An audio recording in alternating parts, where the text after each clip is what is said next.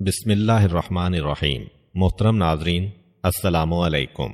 آج کی ویڈیو میں ہم سن 2 ہجری کے حالات بیان کریں گے، یعنی رسول کریم صلی اللہ علیہ وآلہ وسلم کی مدینہ کی طرف ہجرت کے بعد دوسرے سال کے واقعات۔ اللہ کے رسول شہر مدینہ میں آ چکے ہیں اور آپ صلی اللہ علیہ وآلہ وسلم کی شروع کی گئی تحریک اسلامی اللہ تعالیٰ کے فضل سے کامیاب ہو چکی ہے، اور ہر تحریک کے 2 مرحلے ہوتے ہیں۔ ویسے تو کئی مرحلے ہوتے ہیں، لیکن بنیادی طور پر اہم ترین 2 مرحلے ہوتے ہیں۔ ایک جدوجہد اور کوششوں کا مرحلہ، جس میں مخالفوں کا سامنا کرنا ہے، مظالم کو برداشت کرنا ہے، چاروں طرف سے کچلنے کی اور دبانے کی کوشش کی جاتی ہے۔ اس کے بعد دوسرا مرحلہ شروع ہوتا ہے کہ جب یہ کوشش، جب یہ قربانیاں اور جب یہ جدوجہد کامیاب ہو جاتی ہے اور ایک مرکز مل جاتا ہے جہاں پر ان مسلمانوں کی حکومت قائم ہو جاتی ہے کہ جو صحیح مسلمان ہوتے ہیں اور اسلام کو عملی طور پہ زندگی میں نافذ کرنا چاہتے ہیں۔ اب یہ بھی ایک بہت اہم مسئلہ ہے، اس لیے کہ جب تک اقتدار نہیں ملتا ہے اس وقت تک وعدے بہت ہوتے ہیں۔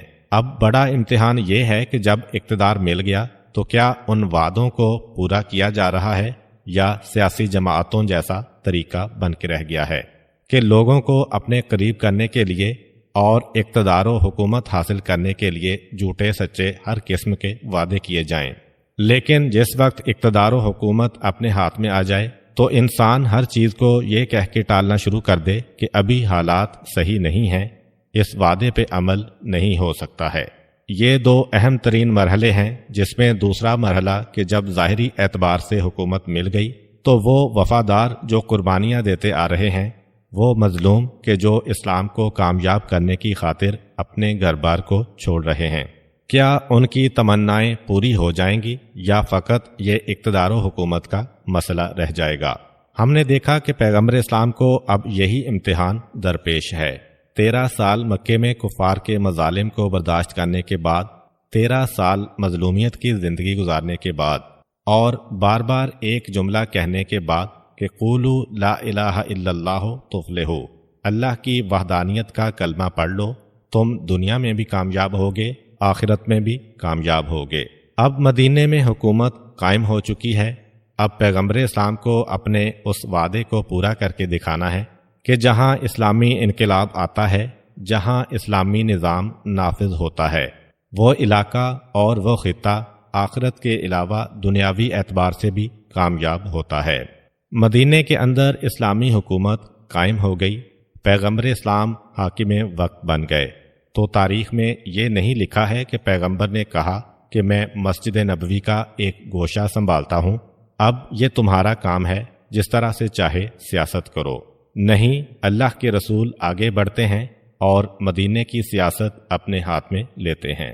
چنانچہ مدینے میں اللہ کے رسول اقتدار ہاتھ میں آنے کے بعد تخت اقتدار کو چھوڑتے نہیں ہیں، یہ کہہ کر کہ یہ رسالت کے منصب کے خلاف ہے کہ حکومت کی جائے، اور اب اسلام مدینے کے اندر پھیلتا چلا جا رہا ہے۔ ہاں، یہ بات بالکل واضح ہے کہ جیسے جیسے کوئی تحریک کامیاب ہوتی جاتی ہے، اس کے خلاف سازشیں بھی بڑھتی چلی جاتی ہیں۔ دشمنوں کا ایک ہی مقصد ہوتا ہے، انہیں چین سے حکومت نہ کرنے دو، ایسا نہ ہو کہ انہیں اطمینان سے حکومت کرنے کا موقع مل جائے اور ہمارے ماننے والے بھی کھچ کھچ کے اس کی طرف جانے لگیں۔ چنانچہ آج ایک سازش، کل دوسری سازش، کبھی ان کو بھڑکایا، کبھی ان کو بھڑکایا۔ پیغمبر اسلام مدینے کی حکومت کو اپنے ہاتھ میں لے چکے ہیں۔ ابتدائی مرحلے میں کفار مکہ نے یہ سوچا کہ ٹھیک ہے، جانے دو ابھی رسول کو مدینے میں، وہاں جانے کے بعد مدینے کے اپنے مسئلے اتنے زیادہ ہیں تو پیغمبر سے مدینہ کنٹرول نہ ہو پائے گا، اس لیے کہ مدینے میں آدھے یہودی ہیں اور آدھے مسلمان ہیں، لیکن مسلمان ایسے ہیں کہ جن کے درمیان سالوں سے اختلاف اور دشمنی چلی آ رہی ہے۔ جب پیغمبر پہنچیں گے تو پیغمبر کا ساتھ اگر اوس قبیلہ دے گا تو خزرج ناراض ہو جائیں گے، اور اگر خزرج پیغمبر کے ساتھی بنیں گے تو اوس ناراض ہو جائیں گے، کیونکہ ایک فطرت بن جاتی ہے بعض اوقات کہ اگر صحیح بات بھی ہے تو ہم اس لیے عمل نہیں کریں گے کہ ہمارا مخالف اس بات کے اوپر عمل کر رہا ہے۔ یہ اس زمانے کا ایک عام دستور و طریقہ تھا۔ چنانچہ ہم یہ دیکھتے ہیں کہ ابتدا میں کوشش بھی کی گئی کہ مدینے کے مسلمانوں کو آپس میں لڑایا جائے، لیکن جب یہ دیکھا کہ ہماری یہ سازش ناکام ہو رہی ہے اور پیغمبر تو روز بروز طاقتور ہوتے چلے جا رہے ہیں، تو اب سازشوں کا رخ بدلا گیا اور علل اعلان کفار مکہ پیغمبر اسلام اور ان کی تحریک کو ناکام بنانے کے لیے تلوار لے کے میدان میں نکل آئے۔ تو اب دیکھیے کہ مدینے میں پیغمبر اسلام کا طریقہ کیا تھا۔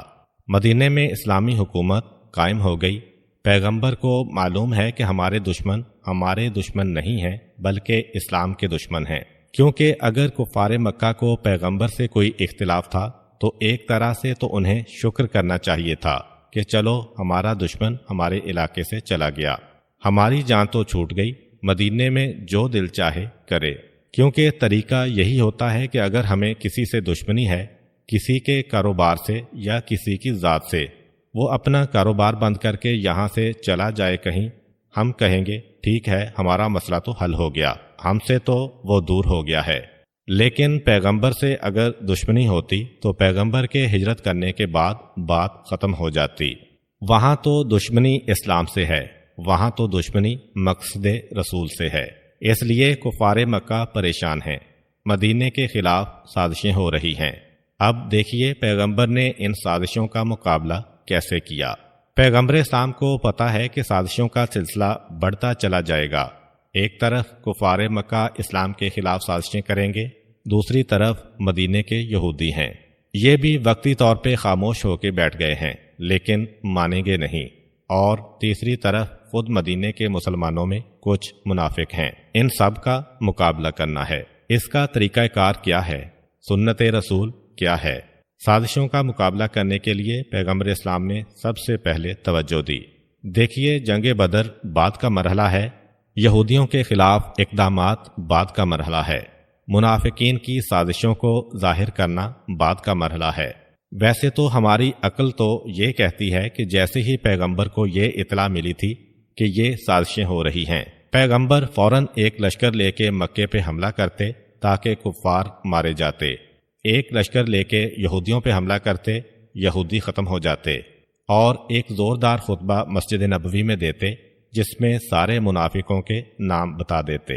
لیکن نہیں، پیغمبر اسلام نے نہ کفار مکہ پہ حملہ کیا، نہ یہودیوں پہ حملہ کیا، نہ منافقوں کے نام بتائے۔ یہ جذباتی اور وقتی باتیں بعد کی ہیں۔ پیغمبر اسلام نے پہلے ان سازشوں کا مقابلہ کرنے کے لیے ایک نظام قائم کیا، یعنی ایک مرکز بنایا کہ جب تک کہ مرکز نہ بنے گا اس وقت تک اسلام کے دشمنوں کا خاتمہ نہیں ہو سکتا ہے۔ چنانچہ مسجد نبوی پہلے بنائی گئی، پہلے لشکر جمع نہیں ہو رہا۔ ہماری عقل تو یہی کہتی ہے کہ ایک ایسا علاقہ جو دشمنوں کا نشانہ بنا ہوا ہے، ان کو پہلی فکر کرنا چاہیے اسلحہ جمع کرنے کی اور فوجیں جمع کرنے کی، مگر پیغمبر نے اسلحہ اور فوجیں جمع کی بعد میں۔ پہلے مرحلے میں مسجد النبوی بنائی گئی، کیوں؟ اس لیے کہ مسجد ایک مرکز بن جائے گا۔ لیکن مسجد بننے کے بعد بھی مسئلہ یہ تھا کہ مسجد تو بن گئی ہے، لوگ آتے ہیں نماز پڑھ کے چلے جاتے ہیں، مگر خالی نماز مسجد میں ہو جائے یہ تو مسجد کا مقصد نہیں ہے۔ مسجد کو واقعاً ایک مرکز بننا چاہیے۔ تو اذان اور اقامت ہمارے سامنے آئی۔ اذان اور اقامت اسلام میں کس طرح شروع ہوئی؟ اذان اور اقامت کی فرضیت کا حکم جبرائیل امین وحی کے ذریعے لے کے آئے۔ اذان اور اقامت کا مقصد کیا تھا کہ مسجد ایسی نہ ہو کہ جس کا دل چاہا 1 بجے آ گیا، 1:15 بجے چلا گیا، کسی کا دل چاہا 1:30 بجے آیا، 1:45 بجے چلا گیا، کوئی 3 بجے آیا، 3:30 بجے چلا گیا۔ نہیں، مسجد ایک ایسا مرکز ہو کہ ایک وقت میں سب کو جمع کیا جائے اور ایک وقت میں سب کی تربیت کی جائے۔ اس کے لیے اذان اور اقامت کو قائم کیا گیا۔ تو ہمارے سامنے کیا سنت رسول ہے؟ یہ سنت رسول یہ ہے کہ جب تمہیں دین کے دشمنوں کا مقابلہ کرنا ہے تو سب سے پہلے اپنے مرکز کو مضبوط بناؤ، ایک قائد ہو اور اس قائد کو ایک مرکز بھی دیا جائے۔ دیکھیے پیغمبر قائد تھے کیونکہ ہر آدمی کہہ رہا ہے محمد الرسول اللہ، مگر پیغمبر کے قائد ہونے کے بعد بھی ایک مرکز بھی بننا چاہیے جہاں پہ قائد موجود ہو اور جس مرکز کے ذریعے سے احکامات اصلاح اور تربیت مسلمانوں کی ہوتی رہے۔ چنانچہ پیغمبر اسلام نے پہلا مرحلہ یہ انجام دیا، مرکز بن گیا مسجد۔ پھر مسجد کی مرکزیت کو مستحکم کرنے کے لیے اذان اور اقامت کے ذریعے سے ایک وقت میں صاحبان ایمان کو جمع کیا گیا۔ ساتھ ساتھ پیغمبر اسلام نے یہ کوشش شروع کر دی کہ براہ راست کسی سے ٹکراؤ نہ ہو۔ کفار مکہ کے معاملات میں کوئی دخل نہیں ہے۔ مدینے کے یہودی پریشان ہوں گے، مدینے کے یہودیوں سے ایک معاہدہ کر لیا اور کہا کہ تمہاری جان، مال، عزت و ناموس کی حفاظت ہم کریں گے، ہم پر وقت پڑے تو تم بھی ہمارا ساتھ دو گے۔ یہ میں اس لیے کہہ رہا ہوں کہ اللہ کے رسول جب اسلام کا کام کر رہے ہیں تو یہودیوں تک سے اتحاد کر رہے ہیں، اور آج ہمارے بعض صاحبان ایمان کو اتحاد بین المسلمین بھی سمجھ میں نہیں آتا ہے۔ یہ تو ہم نے آج تک نہیں سنا ہے۔ پیغمبر اسلام کی سنت ہے کہ پہلا مرحلہ یہ ہوتا ہے کہ اگر یہودی جیسے بھی ہوں تو انہیں بھی جتنا ہو سکے اتنا اپنے قریب لے کے آؤ۔ یہ مرحلہ ان لوگوں کو پسند نہیں آتا ہے جن کے پاس جوش زیادہ ہے، جذبات زیادہ ہیں، جن کے خون میں گرمی زیادہ ہے، جو چاہتے ہیں کہ مارو اور مر جاؤ۔ مگر اللہ کے رسول آہستہ آہستہ اسلام کو مدینے میں مستحکم کر رہے ہیں۔ یہودیوں سے معاہدہ کر لیا اور حتی الامکان یہ کوشش کی کہ یہودیوں تک کے ساتھ کوئی ایسا عمل نہ ہونے پائے کہ جس سے ان کے دل کو تکلیف پہنچے۔ اسی وجہ سے پیغمبر نے عاشورہ کے روزے کا حکم دے دیا، اس لیے کہ یہودی عاشورے کو ایک بہت بڑی عید سمجھ کے مناتے تھے۔ ان کا یہ خیال تھا کہ عاشورہ کے دن فرعون دریا میں غرق ہوا اور حضرت موسیٰ علیہ السلام اور بنی اسرائیل نے نجات پائی تھی۔ پیغمبر اسلام نے دیکھا کہ مدینے کے یہودی عاشورے کے دن عید منا رہے ہیں، ہم بھی ان کے ساتھ ہیں اور ہم بھی اس دن روزہ رکھیں گے۔ اسی طرح سے جب تک پیغمبر مکے میں تھے نماز میں کس طرف رخ کیا جائے اس کا کوئی مسئلہ نہیں تھا، کیونکہ خانہ کعبہ اس طرح سے مرکز ہے دنیا کا کہ اگر کوئی آدمی مکے میں چاہے تو اس طرح نماز پڑھ سکتا ہے کہ اس کے سامنے خانہ کعبہ بھی ہو اور بیت المقدس بھی ہو۔ مکے کے اندر جب تک اللہ کے رسول نماز پڑھتے تھے تو اس طرف رخ کر کے نماز پڑھتے تھے کہ دو قبلے ایک ساتھ حاصل ہو جاتے تھے، اور اس کا آج بھی آسان طریقہ ہے کہ اگر کوئی آدمی حجر اسود کے سامنے کھڑا ہو کر نماز پڑھے کہ اس کے سامنے حجر اسود ہو تو حجر اسود کے بالکل پیچھے بیت المقدس ہے۔ اس انداز سے پیغمبر اسلام نماز پڑھتے تھے، لیکن جب مدینے میں آ گئے تو یہاں ایک مسئلہ ہو گیا۔ مسئلہ یہ ہوا کہ اب بیت المقدس اور خانہ کعبہ دو بالکل متضاد سمتوں میں ہو گئے، کیونکہ مدینہ درمیان میں ہے۔ اگر بیت المقدس کی طرف رخ کریں تو کعبے کی طرف پیٹھ ہو جائے گی، اور کعبے کی طرف رخ کریں تو بیت المقدس کی طرف پیٹھ ہو جائے گی۔ پیغمبر اسلام نے جن مصلحتوں کی بنا پر کعبے کی طرف پیٹھ کرنا گوارا کر لیا، ان میں ایک وجہ یہ بھی تھی کہ یہودیوں سے کوئی اختلاف پیدا نہ ہونے پائے، کیونکہ بیت المقدس یہودیوں کا قبلہ ہے اور خاصا قابل احترام مقام ہے۔ پیغمبر نے کہا، ٹھیک ہے، یہودی اس طرف رخ کر کے عبادت تو اللہ کی انجام دیتے ہیں، ہم بھی یہودیوں کے قبلے کا خیال کریں گے۔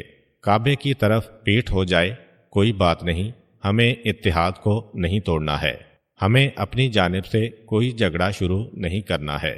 اللہ کے رسول اتحاد کی خاطر خانہ کعبہ کی طرف پیٹھ کر کے اور بیت المقدس کی طرف رخ کر کے نماز پڑھ رہے ہیں، اور ایک آج کے مسلم ہیں کہ جن کو ایک نماز جماعت سمجھ میں نہیں آتی ہے کہ ہم کیسے کسی غیر کے پیچھے نماز پڑھ لیں۔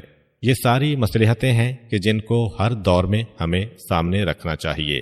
پیغمبر اسلام اپنی حد تک پوری کوشش کر رہے ہیں کہ یہودیوں کو کوئی تکلیف نہ ہونے پائے، ان کے دلوں میں کوئی بدگمانی پیدا نہ ہونے پائے۔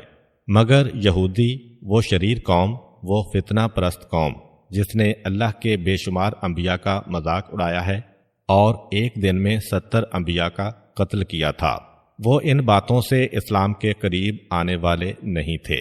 مگر پیغمبر اسلام ایک سنت قائم کر رہے ہیں کہ ہمیں تو اپنی طرف سے پوری کوشش کرنا ہے، لیکن جب یہودیوں نے خاص مدینے کو اور اپنے گھروں کو منافقین کا مرکز بنانا شروع کر دیا، جس کی تفصیل بعد میں آپ سنیں گے، تو اب یہ ضروری ہو گیا کہ یہودیوں اور اسلام کو الگ الگ کر دیا جائے۔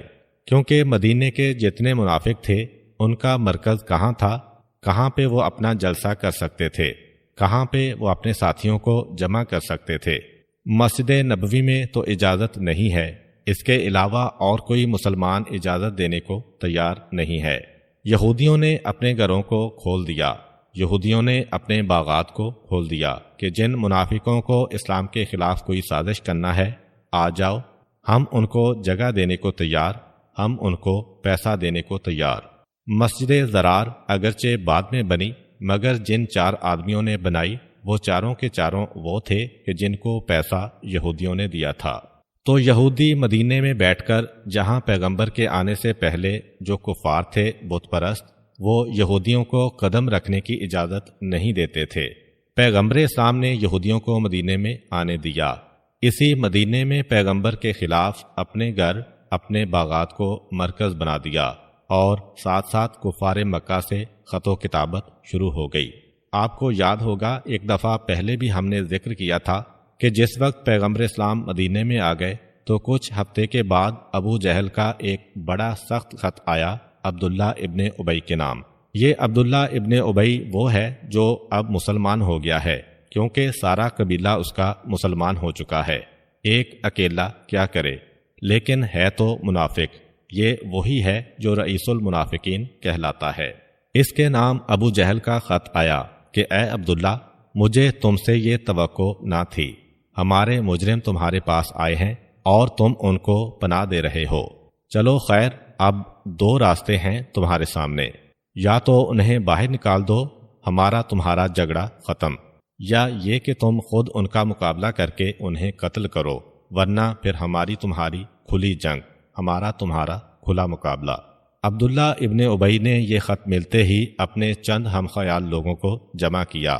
ہم خیال لوگوں سے مراد ایسے لوگ جو اس کی باتوں میں جلدی آ جاتے تھے، اگرچہ وہ سب مخلص تھے، مگر عبداللہ ابن ابی کا ان پر اثر تھا۔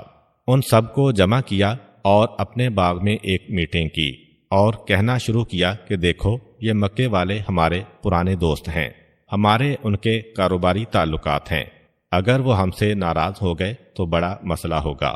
یہ ایک نیا آدمی کون آ گیا ہے جس نے ہمیں اور مکے والوں کو ایک دوسرے کا دشمن بنا دیا ہے؟ چلو ہم لوگ عہد کریں ایک دوسرے سے کہ اس کا مقابلہ کریں گے۔ یعنی پہلی تنظیم بن رہی ہے منافقین کی پیغمبر اسلام کے مقابلے میں۔ تو یہ بھی ایک سنت ہو گئی اسلام کی کہ جب کوئی صحیح کام کرے گا تو اس کے مقابلے میں غلط کام کرنے والے بھی ایک تنظیم بنائیں گے۔ تو جس وقت عبداللہ ابن ابی نے یہ میٹنگ کی، پیغمبر اسلام صلی اللہ علیہ وآلہ وسلم کو مسجد نبوی میں اطلاع مل گئی۔ یہ اطلاع کیسے ملی، یہ بھی ایک مسئلہ ہے۔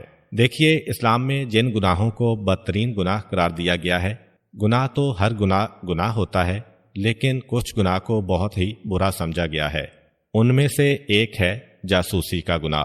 وہ جاسوس جو حکومت کی جانب سے لوگوں کی جاسوسی کرتا ہے اور اس کی اطلاع دے کر صاحبان ایمان کو زحمت و پریشانی میں ڈالتا ہے۔ لیکن ایک مرحلہ آتا ہے کہ صاحبان ایمان اور اسلام کے فائدے کی خاطر دشمنوں کے حالات سے آگاہ رہنا بہت ضروری ہو جاتا ہے۔ تو پیغمبر اسلام نے مدینے میں کوئی ایسا سلسلہ قائم کیا ہے خبر رسانی کا کہ ادھر عبداللہ ابن ابی اپنے باغ میں ایک خفیہ میٹنگ کر رہا ہے، وہاں مسجد النبوی میں اللہ کے رسول کو اطلاع مل گئی۔ یہ جبرائیل علیہ السلام نے آ کے اطلاع نہیں دی، کیونکہ روایتوں میں ہے کہ پیغمبر اسلام کو یہ اطلاع دنیاوی طریقوں سے ملی تھی۔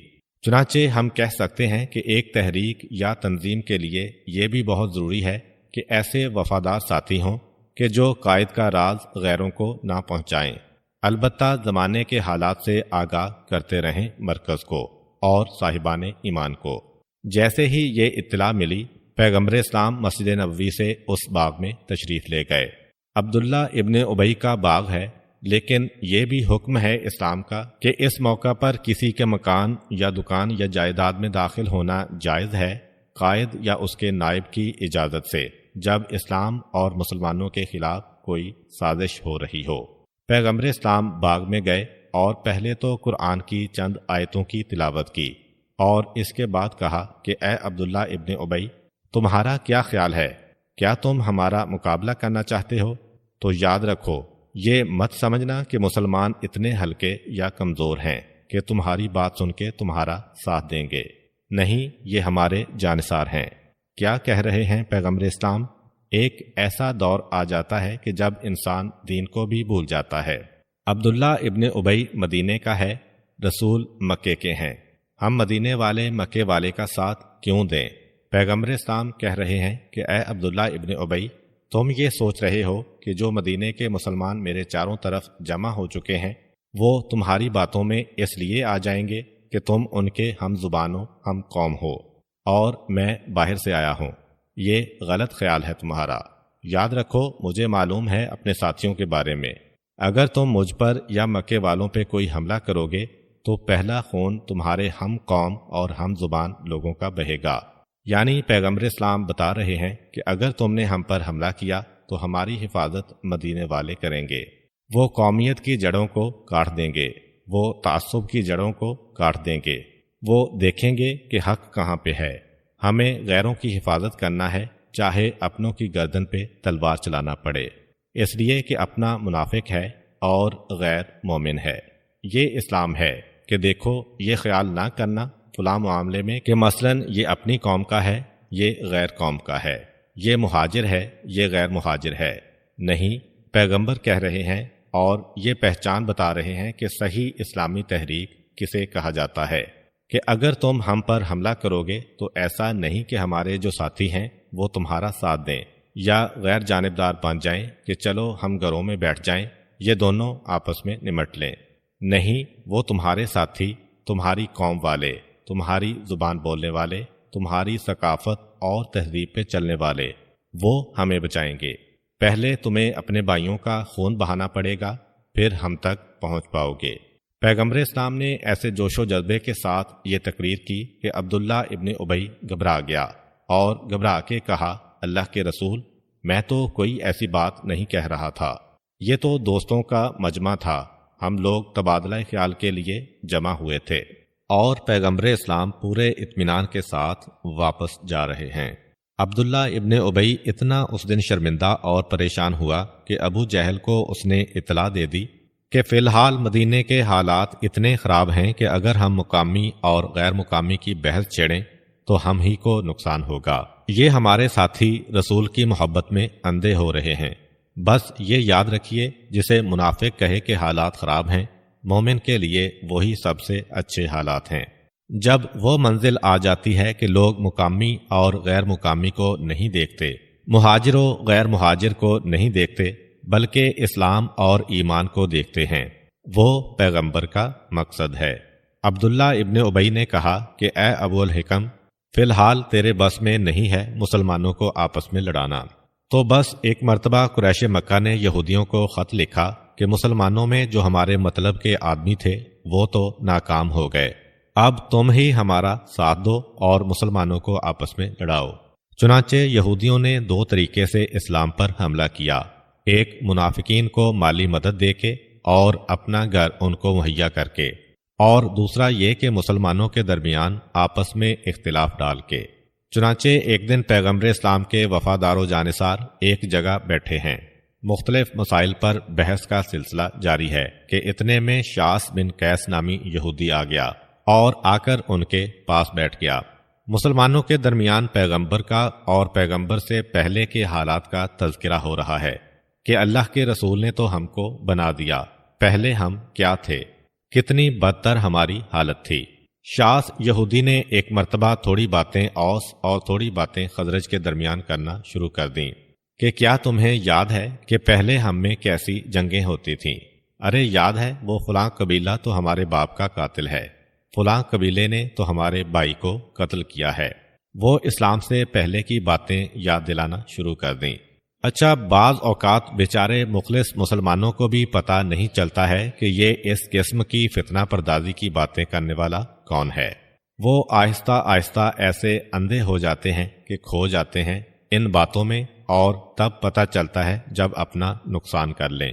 جیسے اوس اور خزرج دو قبیلے تھے جنہیں پیغمبر اسلام نے ملا دیا، مگر ان کے ذہنوں میں پرانے زمانے کی باتیں تو موجود تھیں۔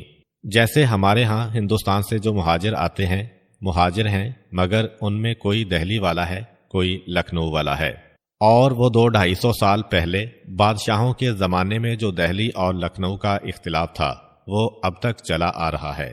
عبداللہ ابن ابی ناکام ہو گیا تو شاس یہودی پہنچا، تھوڑی باتیں ادھر کیں، تھوڑی باتیں ادھر کیں، باتوں باتوں میں، مذاق مذاق میں ایک مرتبہ گرمی آ گئی اور اتنی زیادہ سختی ہو گئی کہ تلواریں نکل آئیں، تیر نکل آئے، نیزے نکل آئے۔ یہ اطلاع بھی پیغمبر اسلام کو مسجد میں فوراً مل گئی۔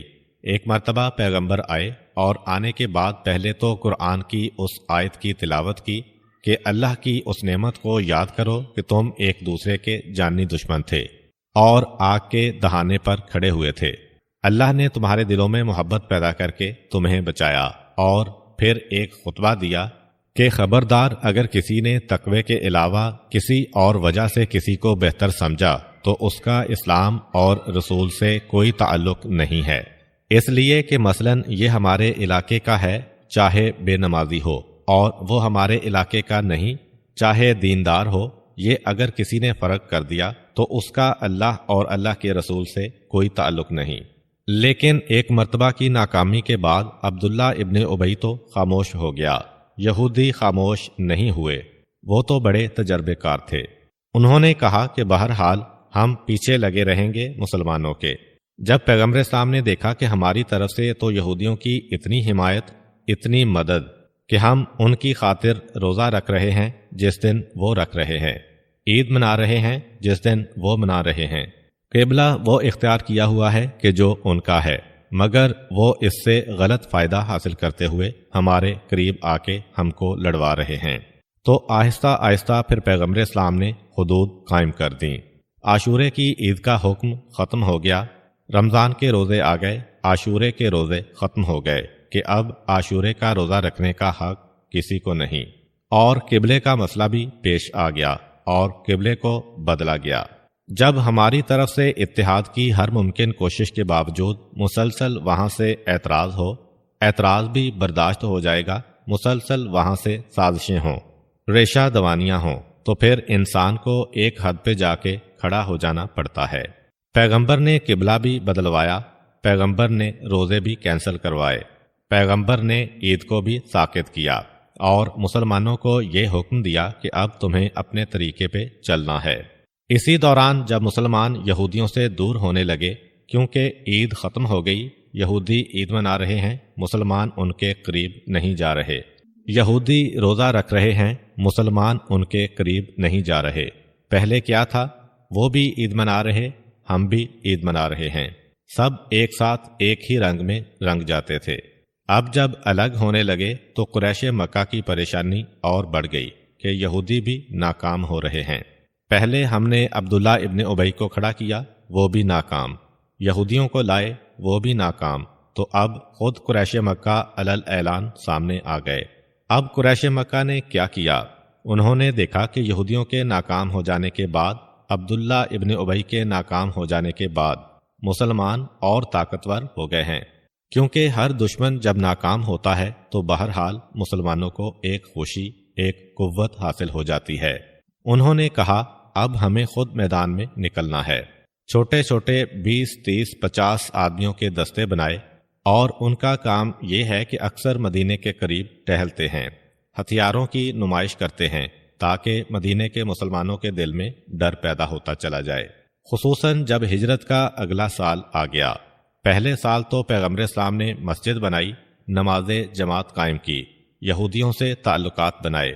اگلا سال آ گیا اور قریش مکہ نے دیکھا کہ ایک سال کے بعد بھی اسلام کی تحریک ناکام نہیں ہوئی، تو اگلا سال جو شروع ہوا، ماہ صفر سے قریش کے چھوٹے چھوٹے حملے شروع ہو گئے۔ آپ کو یاد ہوگا کہ محرم کا مہینہ عرب میں شہر حرام ہے، یعنی حرمت کا مہینہ۔ جیسے ہی محرم کا مہینہ ختم ہوا، قریش مسلمانوں سے چھیڑ چھاڑ پہ آمادہ ہو گئے، اور ماہ صفر سے ان کی سازشیں شروع ہوئیں۔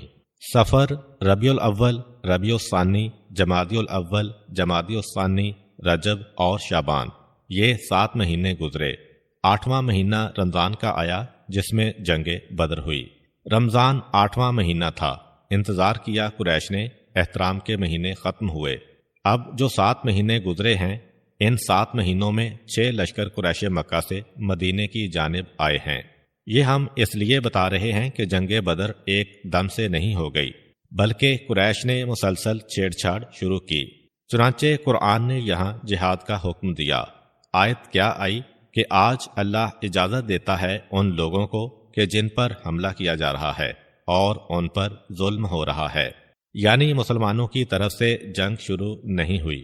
مسلمان جب بالکل عاجز آ گئے کہ ہم پر حملے ہو رہے ہیں اور پیغمبر ہم کو روکے ہوئے ہیں، خبردار تمہیں پہل نہیں کرنا ہے، تب یہ آیت نازل ہوئی جنگ بدر کے موقع پر۔ اب دیکھیے کہ یہ پہل کس طرح سے ہوئی۔ ماہ محرم ختم ہوا۔ کون سا محرم؟ پیغمبر اسلام کے مدینے میں آنے کے بعد کا پہلا محرم۔ اس سال تک عاشورے کا روزہ تھا، بس یہ آخری سال تھا، پھر کینسل ہو گیا۔ اب سفر آیا۔ قریش مکہ 2 کام کر رہے ہیں۔ ایک یہ کہ افواہیں بہت پھیلا رہے ہیں کہ ہمارا لشکر آ رہا ہے، ہم مدینے کی جانب بڑھ رہے ہیں، ہم نے فوج جمع کر لی ہے، اور افواہوں کے ساتھ چھوٹے چھوٹے لشکر بھیجتے ہیں۔ بدر کی لڑائی 7ویں لڑائی تھی مسلمانوں اور کافروں میں، جس کو عام طور پر لوگ پہلی لڑائی سمجھتے ہیں۔ اس سے پہلے 6 دفعہ فوجیں ایک دوسرے کے سامنے آ چکی تھیں۔ البتہ 3 مواقع پر پیغمبر اسلام خود گئے تھے، 3 میں پیغمبر نہیں گئے۔ یہ آپ کے علم میں ہوگا کہ جس جنگ میں پیغمبر خود جائیں اسے غزوہ کہا جاتا ہے، اور جس میں پیغمبر خود نہ جائیں، کسی اور کو بھیجیں، اسے سریہ کہا جاتا ہے۔ تو بدر کی لڑائی سے پہلے 3 غزوے ہوئے تھے اور 3 سریے ہوئے تھے۔ سب سے پہلا مقابلہ اس وقت ہوا کہ پیغمبر اسلام مدینے میں ہیں۔ اطلاع ملی کہ اللہ کے رسول قریش مکہ ایک لشکر لے کر ابوا تک آ چکے ہیں۔ ابوا مدینے سے 80 میل کے فاصلے پر ایک چھوٹی سی بستی ہے۔ پیغمبر اسلام کی والدہ کا انتقال یہیں ہوا تھا اور یہیں پر ان کی قبر ہے۔ یہ مدینے سے 80 میل کے فاصلے پر ایک چھوٹی سی بستی ہے جو مکے سے بہت دور ہے، مدینے کے قریب ہے۔ اطلاع ملی کہ قریش وہاں تک آ چکے ہیں۔ جیسے ہی یہ اطلاع ملی، اب پیغمبر اسلام لشکر لے کے نکلے۔ ابوا پہنچے، پتہ چلا کہ یہ خبر غلط تھی، ایک افواہ تھی۔ لیکن پیغمبر فقط اس افواہ کی وجہ سے نہیں گئے تھے، بلکہ پیغمبر اسلام کو ایک اور کام بھی کرنا تھا۔ وہ یہ کہ جب یہودیوں سے معاہدہ ہو گیا اور مدینے کے تمام قبیلوں سے معاہدہ ہو گیا، تو پیغمبر نے عرب کے دیگر قبیلوں کو بھی اسلام پہنچانا شروع کیا۔ پیغمبر ابوا تک ویسے بھی جانا چاہ رہے تھے، کیونکہ یہ مدینے سے قریب ترین شہر تھا، بڑا شہر۔ اور جب یہ افواہ پھیل گئی کہ ایک لشکر آ رہا ہے، تو پیغمبر خود اپنی قیادت میں ایک لشکر لے کے چلے۔ وہاں پہنچے پتہ چلا کہ افواہ غلط ہے، مگر وہاں کا جو قبیلہ تھا، پیغمبر نے ان کے سامنے اسلام کا پیغام پیش کیا۔ اس کے بعد ماہ ربیع الاول میں پھر ایک اطلاع ملی۔ ایک اور علاقہ ہے بوات کا علاقہ، یہ مدینے سے تقریباً 150 کلومیٹر کے فاصلے پر واقع ہے۔ اطلاع ملی کہ یہاں پر قریش آ رہے ہیں۔ ماہ ربیع الاول کو پیغمبر لشکر لے کے نکلے۔ 12 ربیع الاول کو بوات کے مقام پر پہنچے۔ پتہ چلا کہ یہ خبر بھی افواہ ہے جو ابو جہل نے پھیلائی ہے، مگر پیغمبر کو ویسے بھی یہاں آنا تھا، چنانچہ ان سے ایک معاہدہ ہو گیا۔ اس کے بعد ماہ جمادی الثانی میں پھر پیغمبر اسلام کو اطلاع ملی کہ سمندر کے راستے سے قریش مدینے کی جانب بڑھ رہے ہیں۔ مدینے کے قریب ترین بندرگاہ کا نام ہے ینبو۔ عرب میں 2 بندرگاہیں بہت اہم ہیں بحیرہ احمر میں۔ مکے کے قریب کی بندرگاہ کو جدہ کہتے ہیں، مدینے کے قریب کی بندرگاہ کو ینبو کہتے ہیں۔ پتہ چلا کہ ینبو کی بندرگاہ سے قریش آنے والے ہیں۔ ینبو اور مدینے کے بیچ میں ایک قبیلہ ہے بنو مدلج، بڑا طاقتور قبیلہ اور بہت مالدار قبیلہ۔ اطلاع ملی کہ قریش اب خشکی کے بجائے سمندر کے راستے سے مدینہ پر حملہ کرنے آ رہے ہیں۔ پیغمبر کو ویسے بھی اس مالدار اور طاقتور قبیلے بنو مدلج کو اسلام کے قریب کرنا تھا۔ چنانچہ جمادی الثانی میں پیغمبر نے اعلان کیا کہ چلو ہم قبیلہ بنی مدلج جا رہے ہیں۔ اگر قریش کی خبر غلط بھی نکلی تو بہرحال اس قبیلے سے معاہدہ تو کرنا ہے۔ چنانچہ یہ سارا لشکر اسلامی یہاں پہ پہنچا۔ یہ قبیلہ چونکہ سمندر کے قریب رہتا تھا، اس لیے ان کے پاس پانی زیادہ تھا۔ پانی زیادہ ہونے کی وجہ سے زراعت زیادہ تھی، جس کی وجہ سے وہ مالدار تھے۔ پہلے زمانے میں تو زراعت والے ہی سب سے مالدار ہوتے تھے۔ پیغمبر یہاں پہنچے تو پتہ چلا کہ واقعاً خبر صحیح تھی۔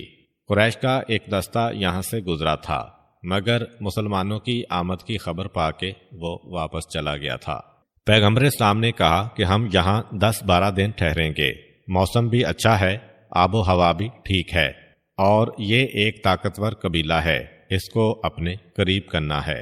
اور اسی دوران وہ اہم ترین واقعہ پیش آیا۔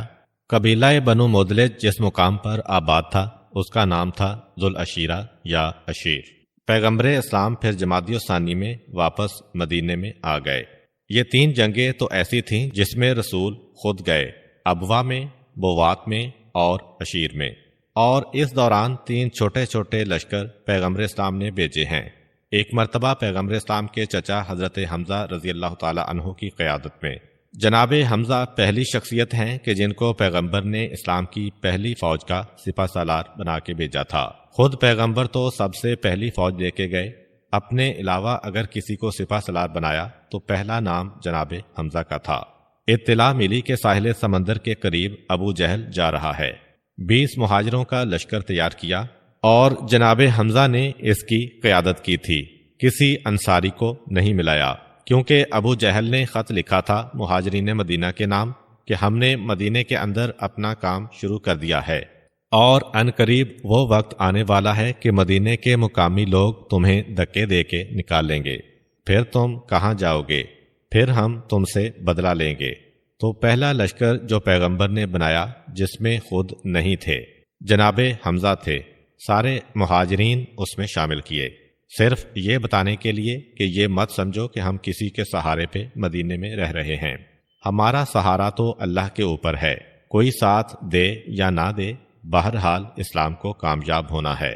اس 20 کے لشکر کا سردار جناب حمزہ کو بنا کے بھیجا۔ جناب حمزہ جب چلے سمندر کے کنارے تو ابو جہل 300 آدمی لے کے پہنچ چکا تھا، کہاں 20 کہاں 300، دونوں کا آمنا سامنا ہوا۔ مسلمان بہت زیادہ غم و غصے میں بھرے ہوئے ہیں۔ یہ وہی ابو جہل ہے جو مکے میں گالیاں دیتا آیا ہے، پتھراؤ کرتا آیا ہے، توہین کرتا آیا ہے، پیغمبر تک کی ذات کے اوپر کوڑا کرکٹ اور نجاست پھینکتا ہے۔ آج مسلمان پہلی مرتبہ اس کے سامنے آ رہے ہیں خود مختار بن کر۔ اتنا جوش نوجوانوں میں کہ سب نے کہا حملہ کرو اور مار دو۔ اس علاقے کا جو سردار تھا اس نے ایک مرتبہ بیچ بچاؤ کرایا، کہا کہ یہ میرا قبیلہ ہے، میں نہیں چاہتا کہ میں بدنام ہو جاؤں کہ مکے اور مدینے والے میری جگہ پہ آ کے لڑے ہیں۔ اے ابو جہل، میری تمہاری پرانی دوستی ہے، اس کا واسطہ واپس پلٹ جاؤ۔ اے حمزہ، میری تم سے بھی یہ خواہش ہے کہ تم بھی یہاں پہ کوئی جنگ شروع نہ کرو۔ جناب حمزہ نے کہا یہ بات صحیح ہے، اس لیے نہیں کہ یہ آدمی کہہ رہا ہے، بلکہ پیغمبر نے ہمیں جنگ کا حکم نہیں دیا ہے۔ جو شیلے نوجوان کہنے لگے تو کیا ہوا، ہمارا دشمن ہمارے قابو میں آیا ہے، ہم کیوں اسے چھوڑ دیں، ایک ابو جہل کو مار دو، ہزاروں جھگڑے ختم ہو جائیں گے۔ جناب حمزہ نے کہا کہ نہیں، میں یہ برداشت نہیں کر سکتا کہ حکم رسول کی مخالفت ہو۔ کہا کہ دیکھیے، ہم جنگ کرنے آئے ہیں، کم سے کم ان پہ حملہ کر کے ان کا مال و اسباب لوٹ لو، ایک مال غنیمت تو ہم کو ملے گا۔ جناب حمزہ نے کہا نہیں، حکم رسول کو ماننا یہ سب سے بڑی دولت ہے ایک مسلمان کے لیے، باقی ساری چیزیں بیکار ہیں۔ جوش اور جذبہ بہت اچھی چیز ہے، لیکن جب تک کہ حکم نہ ہو قدم آگے نہیں بڑھانا ہے۔ جناب حمزہ اپنے اس لشکر کو لے کے واپس آ گئے۔ مدینے میں پہنچے، نوجوانوں نے شکایت کی، اللہ کے رسول، بہترین موقع تھا ہمارے پاس، دشمن قابو میں آ گیا تھا، مگر آپ نے جن کو ہمارا سردار بنایا وہ تیار و راضی نہ ہوئے۔ پیغمبر اسلام نے تعریف کی کہ حمزہ نے بالکل ٹھیک کیا۔ ابو جہل چلا گیا، مکے میں جا کے بتایا کہ کیا واقعہ پیش آیا ہے۔ ابو جہل کے بیٹے کو بڑا غصہ آیا کہ میرے باپ کی توہین ہوئی ہے، میرے باپ سے جنگ کرنے کی لوگ بات کر رہے ہیں۔ چنانچہ اس واقعے کے چند دن بعد اکرمہ اپنی ایک فوج لے کے آیا۔ پیغمبر اسلام نے اپنے چچا کے بیٹے عبیدہ ابن حارث کو بھیجا کہ جاؤ اور جا کر اکرمہ کو روکو۔ یہ دو ایک دوسرے کے سامنے آئے اور اتنے جوش و جذبات بڑھے کہ سعد ابن ابی وقاص نے پہلا تیر بھی چلا دیا، مگر جناب عبیدہ نے بھی وہی کہا کہ جب تک کہ قائد کا حکم نہ ہو ہمیں آغاز نہیں کرنا ہے، اگر اکرمہ واپس جانے کو تیار ہے تو ٹھیک ہے۔ وہ بھی چلا گیا، لیکن پھر آخر میں ایک افسوسناک واقعہ پیش آ ہی گیا، جس ایک واقعے کی وجہ سے جنگ بدر میں ابو جہل کو فتنہ پھیلانے کا موقع مل گیا۔ یہ دو پیغمبر اسلام نے لشکر بھیجے جن میں خود نہیں گئے۔ ان دونوں کے لیڈر بالکل تابع تھے اپنے قائد کے، جو قائد کہے گا وہ ہمیں ماننا ہے، چاہے بظاہر ہمیں نقصان بھی ہو رہا ہو۔ اس سے بڑا نقصان کیا ہے کہ ابو جہل ہاتھ سے نکلا جا رہا ہے، مگر رسول کا حکم زیادہ اہم ہے۔ رجب کے مہینے میں پیغمبر اسلام نے 12 آدمیوں کی ایک جماعت کو بھیجا۔ یہ کیوں بھیجا گیا؟ اس لیے کہ جب پیغمبر اسلام مدینے واپس آئے تو کچھ دنوں کے بعد مکے کا ایک ڈاکو کرد ابن جابر الخیثمی اپنے ساتھ ڈاکوؤں کا ایک لشکر لے کر آیا۔ مدینے کے اطراف میں قتل و غارت گری شروع کر دی۔ کوئی آدمی تو نہ ملا، جانوروں کو ذبح کیا، باغات کو آگ لگائی، اور جتنے جانور اسے ملے سب کو چوری کر کے یا ڈاکہ ڈال کے لے گیا۔ مسلمانوں کے لیے بڑا مشکل مسئلہ ہو گیا۔ یہ تو چیلنج دے کے وہ گیا ہے کہ مکے سے ہمارے شہر مدینہ میں آیا، 300 کلومیٹر کا فاصلہ طے کر کے ہمارے باغات لوٹ لیے، ہمارے کھیتوں کو آگ لگا دی اور ہمارے جانور چوری کر کے لے گیا۔ مسلمان یہ دیکھ کر تڑپے جا رہے ہیں۔ پیغمبر اسلام نے کہا کہ ہمیں حتی الامکان صبر کرنا ہے جب تک کہ اللہ کا حکم نہ آ جائے۔ لوگوں نے کہا مگر اللہ کے رسول، یہ تو لوگ حد سے بڑھتے چلے جا رہے ہیں، یہاں تک نوبت آن پہنچی ہے۔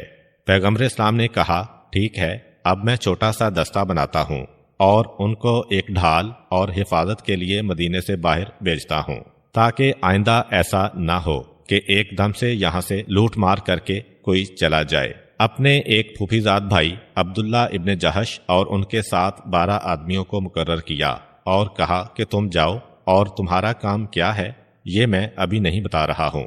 کاغذ قلم منگوایا، ایک خط لکھا، خط کو بند کیا، مہر لگائی، عبداللہ ابن جہش کو یہ خط دیا اور کہا کہ جب مدینے سے 2 دن کے راستے پہ چلے جاؤ، ایک روایت میں 3 دن، وہاں جا کے یہ خط کھول کے پڑھنا کہ کیا لکھا ہوا ہے۔ پیغمبر کو پتا ہے کہ یہ لوٹ مار کی گئی ہے، یہ جو مال لوٹا گیا ہے، جو اونٹ اور بھیڑ بکریوں کو اٹھا کے لے جایا گیا ہے، اس میں پیغمبر کے جانور بھی شامل تھے۔ تو مدینے کے مسلمان تڑپے جا رہے ہیں کہ اب ہم کیوں ڈریں اور کیوں یہ ہم پر آ کے حملہ کر رہے ہیں۔ اس لیے جو نصیحت پیغمبر اسلام عبداللہ کو کرنا چاہ رہے تھے وہ سب کے سامنے مناسب نہیں تھی۔ یہ خط لے کے جاؤ اور 3 دن کے بعد اس کو کھول کے پڑھنا اور اس پر عمل کرنا۔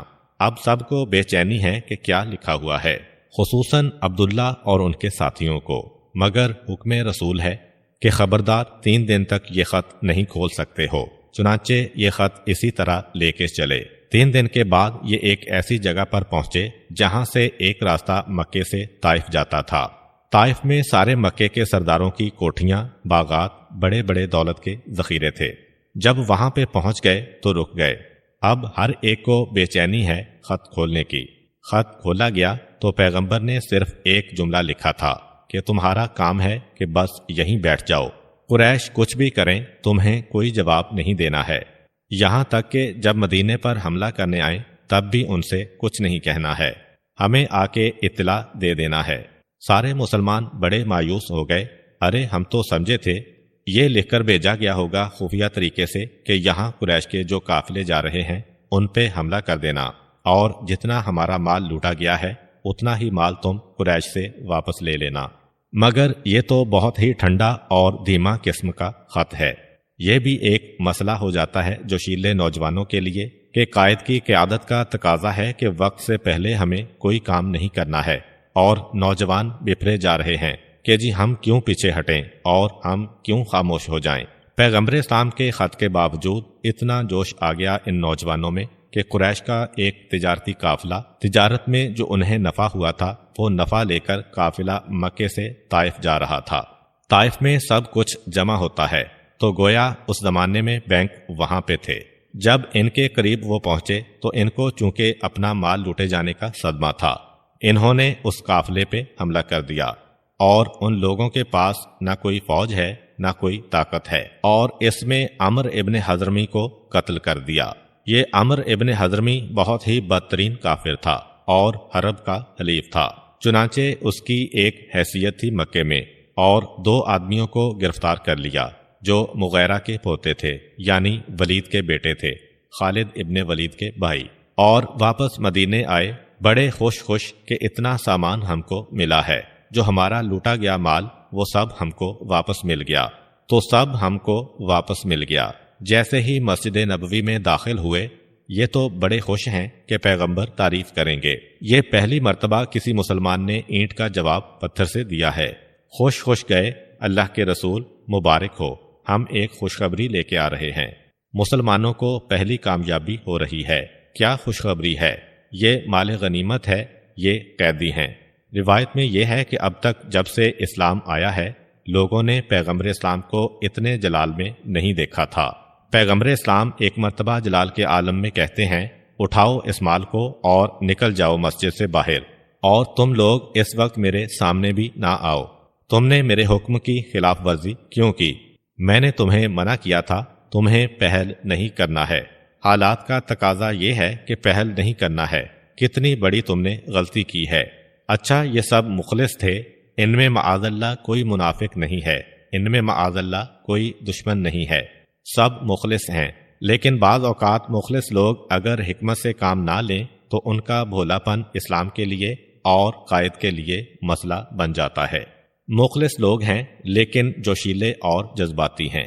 چنانچہ پیغمبر نے تو انتہائی غصے کے عالم میں اس مال غنیمت کو ٹھکرا دیا کہ یہ مال غنیمت نہیں ہے جو میری اجازت کے بغیر لیا گیا ہے، اور تمہیں قطعاً حق نہ تھا۔ بہرحال مخلص تھے، خیر کیا کیا جائے۔ ادھر قریش کو ایک موقع مل گیا اور انہوں نے اپنا واقعہ تو چھپا لیا کہ پہلے ہمارے آدمی نے مدینے پہ حملہ کر کے لوٹ مار کی۔ اس واقعے کو پورے عرب میں پھیلا دیا کہ دیکھو یہ مسلمان کیسے چور اور ڈاکو ہیں، کس طریقے سے انہوں نے آ کے ہمارے قبیلے پہ حملہ کیا، اور ایک آدمی جو مارا گیا اس کی وجہ سے تو پورے عرب میں آگ لگا دی۔ اور وہ جو ایک طریقہ ہوتا ہے کہ کسی پہ اگر حملہ کرنا ہو تو پہلے سے ماحول بنا لو، سارے عربوں کو اپنی فیور میں کرنے لگے، اور ایک نقطہ اور ان کے ہاتھ آ گیا۔ یہ جس دن عبداللہ ابن جہش کے لشکر نے قریش کے اس قافلے پہ حملہ کیا تھا، وہ دن تھا 30 رجب کا۔ بڑی عجیب بات ہے، آپ کو یاد ہوگا کہ مکہ کے کافر بھی 4 مہینوں کا احترام کرتے تھے، اور اسلام میں بھی ہے۔ ان 4 مہینوں میں ایک رجب کا مہینہ ہے، تو وہ تاریخ تھی 30 رجب کی، اور اس تاریخ کو یہ جھگڑا چل رہا تھا کہ بعض لوگ کہہ رہے تھے کہ آج 30 رجب ہے، کل رات کو چاند نظر نہیں آیا، بعض کہہ رہے تھے کہ چاند نظر آ گیا ہے، آج پہلی شعبان ہے۔ یہ جھگڑا چل رہا تھا عبداللہ ابن جہش کے 12 ساتھیوں میں۔ تو جن لوگوں نے حملہ کیا تھا قریش کے لشکر پر، وہ لوگ تھے کہ جن کے خیال میں تھا کہ آج پہلی شعبان ہے، کیونکہ رجب کے مہینے کا احترام سارا عرب کرتا ہے اور مسلمان بھی کرتے ہیں۔ قریش نے یہ خبر اور پھیلا دی کہ دیکھیے اس دن چاند نظر نہیں آیا تھا اور 30 رجب کی تاریخ تھی۔ دیکھو غضب کیا کیا ان مسلمانوں نے کہ احترام کے مہینے میں ہم پر حملہ کیا اور ہم کو لوٹ لیا۔ اب یہ جو ایک پروپیگنڈا ہو گیا، 2 باتیں جمع ہو گئیں کہ دیکھیے ایک آدمی ہمارا مار دیا، اور یہ بھی تو دیکھیے کہ احترام کے مہینے میں ہم پہ حملہ کیا ہے۔ اس کی وجہ سے مسلمانوں کو ایک دھچکا پہنچا، پیغمبر اسلام کے لیے مسئلہ ہو گیا، سارے عرب میں یہ صحیح حقیقت پہنچانا مشکل ہو گیا، اور یہ اتنی جلدی ہوا کہ پہلی شعبان کو یہ واقعہ ہوا۔ اسی کا فائدہ اٹھاتے ہوئے 17 رمضان کو بدر کے مقام پہ قریش اپنے ساتھیوں کو لے کے چڑھ دوڑے، اور ان کے نعروں میں ایک نعرہ یہ بھی تھا کہ ہمیں اس آدمی کا انتقام لینا ہے جسے طائف کے قریب مسلمانوں نے مارا۔ چند نوجوانوں نے جو انتہائی مخلص ہیں مگر اپنے جذباتی پن میں اور اپنی جلد بازی میں مسلمانوں کو اور پیغمبر اسلام کو کتنے بڑے مسئلے میں مبتلا کر دیا۔ یہی تو وہ مقامات ہیں جہاں پہ یہ دیکھا جاتا ہے کہ خالی خلوص دین کے کام نہیں آتا جب تک کہ خلوص کے ساتھ معلومات بھی نہ ہوں، یہ پتہ ہو کہ کہاں آگے بڑھنا ہے کہاں پیچھے ہٹنا ہے۔ ایک کافر تمہارے ہاتھ آ رہا ہے، اسے قتل کرنے سے کہیں ایسا تو نہیں کہ تم پورے انقلاب کو بدنام کر دو، تمہاری وجہ سے پوری تحریک بدنام ہو کے رہ جائے۔ کہیں ایسا تو نہیں کہ تمہارا کوئی جذباتی قدم جو اپنی جگہ بالکل ٹھیک ہے لیکن قائد سے پوچھے بغیر تم نے اٹھا لیا تو تمہارے اس جذباتی پن کی وجہ سے پیغمبر، ایمان یا قائد کے لیے مسئلہ بن جائے۔ امید کرتا ہوں کہ آپ کو آج کی ویڈیو اچھی لگی ہوگی۔ اگر آپ کو ہماری ویڈیو اچھی لگی ہے تو ویڈیو کو لائک کریں اور مزید اس طرح کی ویڈیوز دیکھنے کے لیے ہمارا چینل سبسکرائب کر لیں۔ ملتے ہیں نیکسٹ ویڈیو میں، اجازت دیجیے، اللہ حافظ۔